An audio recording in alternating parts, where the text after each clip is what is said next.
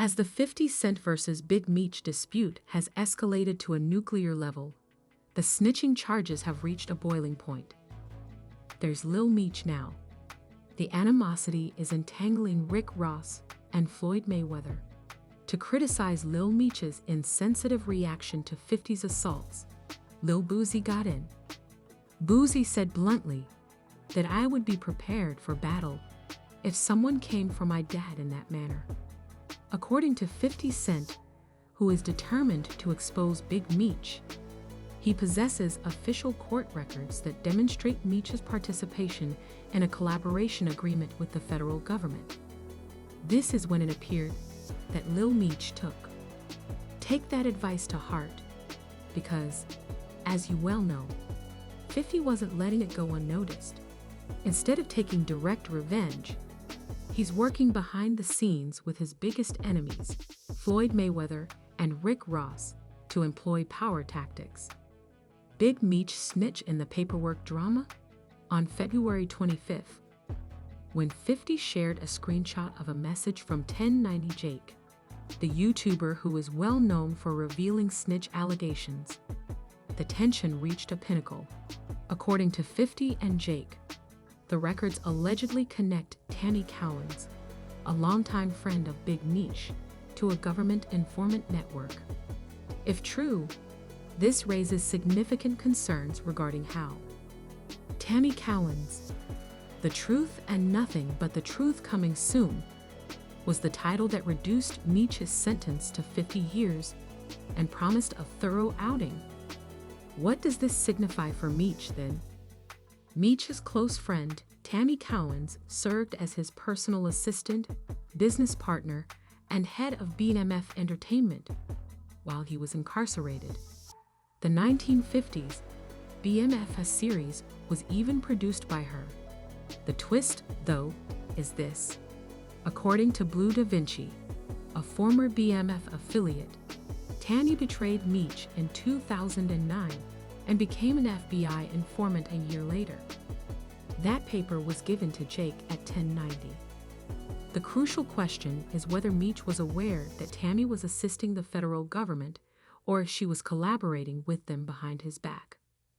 If the documents are real, Tammy's assistance might have reduced Meech's sentence, which 50 is citing to bolster his snitch story regarding third-party cooperation in the murky area of the law. While Tammy was Big Meech's personal assistant, business partner, and head of BMF Entertainment throughout his incarceration, she was also his close friend. Therefore, Meech did not necessarily snitch on her simply because she worked with him. Tammy produced the hit sitcom BMF, which starred 50 Cent. But this is when things go wrong. Lou and Da Vinci, for a long time, Tammy has been accused of being a government informant by another former BMF affiliate. He asserts that she only started working with the federal government a year after Meech declared her the legal owner of BMF Entertainment, and that she turned on Meech in 2009. People are now unsure if Meech had any involvement at all. Two things might happen if the documents that 50 Cent and 1090 Jake are mentioning are real. Tammy was collaborating, and Meech gave her information that ultimately helped the. He didn't know that Fed's Tammy was working with the government behind his back, but Meech was using his information to help them. But collaboration agreements aren't always clear-cut. Let's face it, even if you weren't directly involved, third-party cooperation enables someone else to offer knowledge that is helpful in lowering your charge. Therefore, it remains unclear whether Meech gave up on the snitch narrative, despite 50's intense efforts to promote it. He is now out here saying that Meech benefited from snitching, even though he did not directly testify, despite Tammy apparently having a major role in lowering Meech's sentence. Reveals his identity, or just makes money by letting someone else talk. Meech is being exposed by 50. But he is also going after Lil Meech. Following 50's public criticism of Big Meech for supposedly cooperating, Lil Meech phoned 50 to want an explanation. He said that he was offended that 50 unfollowed him and reminded him that he had introduced him to Skilla Baby and that he had always been faithful. Even Lil Meech tried to downplay his father's relationship with Rick Ross, saying that Ross merely helped his dad out financially until the start of the following season of BMF. But 50 wasn't buying it. Responding, "What's next season, Lil Ninja?" He was played with by Lil Meech. To exacerbate the situation, 50 added, "I'll give Momus a call for him so he can be on Love and Hip Hop Atlanta," implying that Lil Meech is no longer formally a member of the BMFS series. However, Boosie said, "If someone came for my dad like that, I'd be ready to fight," expressing his belief that Lil Meech was being far too tactless about 50's disrespect. Boosie clarified it, that family comes first, and Lil Meech ought to have upheld that principle no matter what. "He's done more for Lil Meech than Big Meech ever did," shouted 50 in response.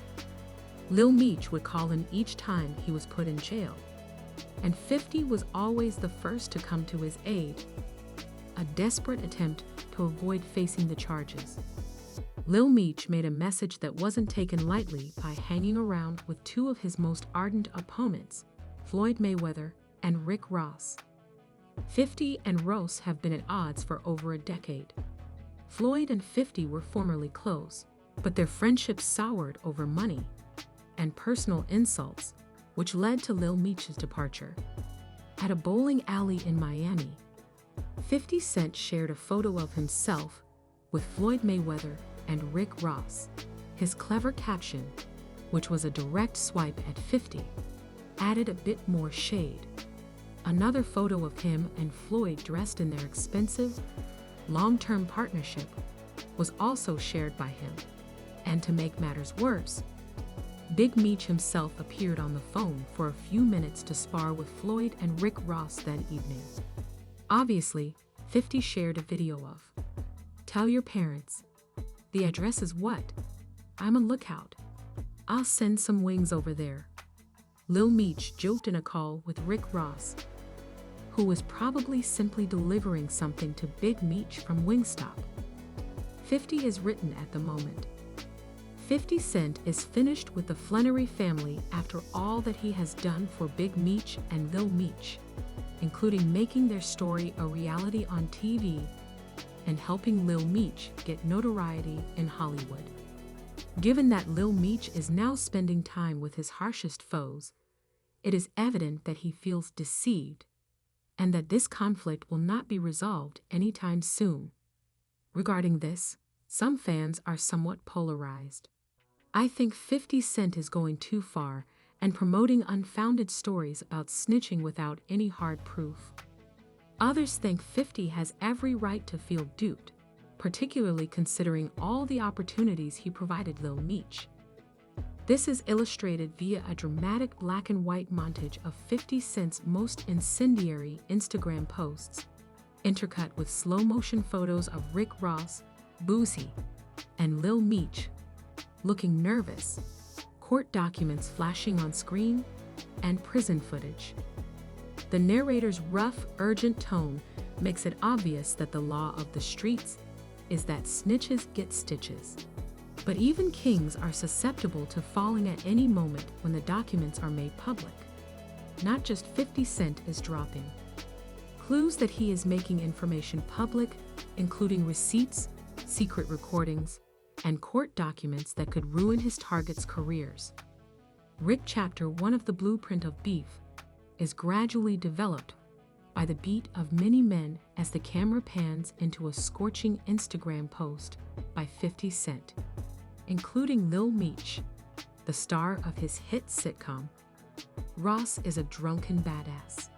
Footage from the 2008 BET Awards hip-hop historian brawl between 50 and Ross. The majority of people don't know that 50 has been doing research on Ross since day one. This isn't just any ordinary retaliation. It's been planned for 15 years. And now he has the ammunition cut to. exclusive footage of FIF, a former member of Unit, who always said that he would wait for the ideal moment to destroy Ross instead of utilizing diss tracks and documents. In the BNF Bombshell, Chapter 2, the narrator explains an animated simulation of BMF hit processes overlaid with censored papers. Meech may look to be in his 50s in these documents to support the BMF series' claim that he is a legend. In addition to making money from snitching, the former federal prosecutor disclosed that Meech orchestrated it. The nuclear alternative is third-party collaboration. It lets you claim that you never talked, even while someone else does the speaking. The rendezvous wasn't random, as evidenced by security footage of Lil Meech and Ross meeting at Miami Club in February 2023, which was time-stamped by a street source. If 50's docs indicate that Meech orchestrated this, the streets won't forgive them. Ross has been waiting years for Meech to reach 50, and he's caught between his father and the guy who made him famous. A series of intelligible but fuzzy text exchanges between 50 and Lil Meech is what he's trying to show. 50's message ends with the words, "You chose the wrong side. Now see what happens." Chapter 4. Unfiltered Boosie's blood feud on his cell phone. When narrator Boosie arrived with guns blazing at a Houston event, as seen in the footage of his diatribe backstage, 50 launched a military-skilled counterattack, which I rescued him from. Boosie's own snitch was deliberately hit by the line, which was more than simply a disc. A leaked court document that disclosed Boosie's 2011 cooperation agreement was then the subject of rumors. The principles 50 claims, which he previously violated, are what Boosie is standing on. And this is chess, not checkers. F is an acronym for asterisk.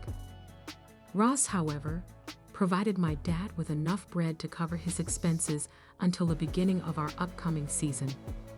The internet asterisk, I can't understand the asterisk, man. Why didn't the old boy look out for Meech and send him to acting school? Roberts, Ross's former partner, questioned why Ross had not aided Lil Meech and the Finnery family after he just surfaced at the age of 50. All of your out-and-abouts did nothing to help him, Big Screech. 50 went on to say, according to speculations, Lil Meech was kicked off BMF as a result of this dispute. After pointing out that he assisted Meech's family in earning millions of dollars from the BMF program, 50 further criticized. According to 50, Big Meech has been wearing his son's jewelry in recent photos. I helped your family make over $5 million legit dollars. It's not my fault. It's all gone, says 50. Asterisk, returned his jewelry to the baby. 50 went on to underline that he is working on a documentary that reveals Big Meech's alleged snitching. He also claimed to have all the documents proving Meech is a rat, and he sent a photo of Tammy Cowan. 50 said that Tammy Cowan will return soon and that she would only say the truth. The voicemails and all the paperwork, but the catch is this. If Ross needs to seek 50 Cent for approval, it will be difficult to get his entire movie proposal off the ground. Therefore, he might need to rethink it. According to people familiar with the situation, 50 owns the BMF story's film and television rights, and nothing is changing on that front, TMZ reported. The GUI film branch of 50 is already working on Tammy Ken's life story to advance the BMF saga, according to TMZ. There is a significant split among fans on this one. Some think 50 should end his long-running quarrel with Rick Ross because he is being far too trivial. Many people are backing 50, despite the fact that it is already ancient history, on the grounds that he has always been faithful and that anyone who associates with the ops is no longer welcome. You have to acknowledge that Ross is one of the few rappers that truly resolved a conflict with 50 without it significantly harming his career. which is why 50 is still fixated on him. The controversy between 50 and Ross began at the 2008 BET Awards when Ross said he didn't appreciate the way 50 was staring at him. The real controversy started when 50 said he was unaware that Ross was there.